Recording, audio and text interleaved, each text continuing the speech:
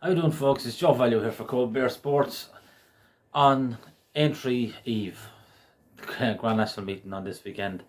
And looking forward to it immensely, to be fair. Some great racing, a lot of good horses out tomorrow.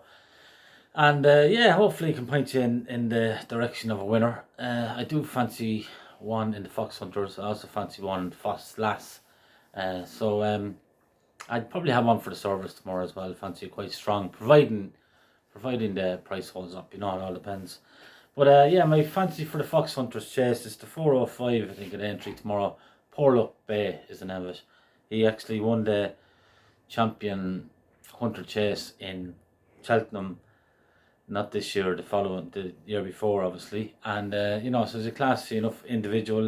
His form this season hasn't really come up to them sort of heights. But I do think today or tomorrow even, is the main target, And by Cave Tara, I think the decent ground that'll be on offer there tomorrow should suit him. And also, I don't think the fences will be any problem at all. He's loads of experience over in France, and he jumps brilliantly.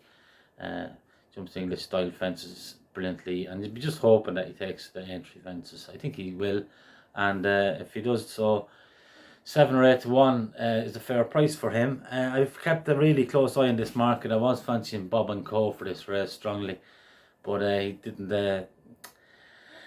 He's not going for the race now. They're going. Paul Nicholls obviously trains it, and David Maxwell owns it, and they have Cat Tiger, so they picked Cat Tiger basically instead of Bob and Co, which I thought was a bit strange. Cat Tiger wasn't good enough to win it last year. Maybe they think this is a weaker race, so they're happy enough to go with Cat Tiger again. But I think Bob and Co probably would have been good enough to win it. Maybe they were worried about the big fences as well, because he can hit one.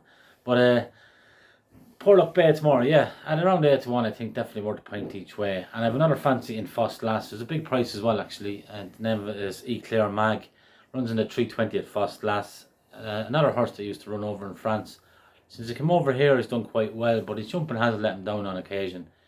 Now, the fences in Ffos Lass, I think, they're not that stiff at all. Not as stiff as they used to be anyway.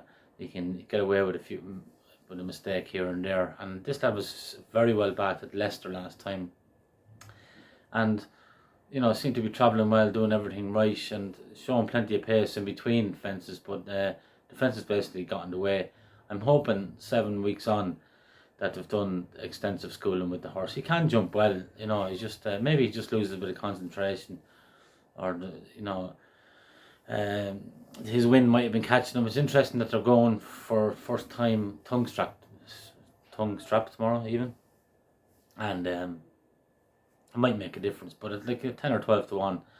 I think it's worth taking a chance there. Point each way, Éclair Mag. At Ffos Lass 320. I'll do the point each way double as well. If the two of them place, it'd be lovely. But they have their chances.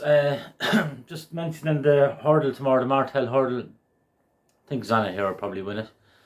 He's running against Epatante, but the 2.5 mile, the extra half mile might make all the difference. I think Zana here could be a big player in the Stairs hurdle division next year, and this could be, him laying down his marker, So if you can get the better of Epatante over 2.5 miles, it definitely looks good for him stepping up and trip next year, because he's still only a young horse, and he's only a month of improvement. But just at the prices, he's only 2 to 1 at, so it's a good race. And as I say, I don't think you'll see the best from Zana here until he goes up to fully 3 mile, So 2.5 mile, and the ground is decent, so that kind of keeps things in the Nicky Henderson mare's favour, So I hope Zana here wins, obviously, but it'll be interesting. We'll see.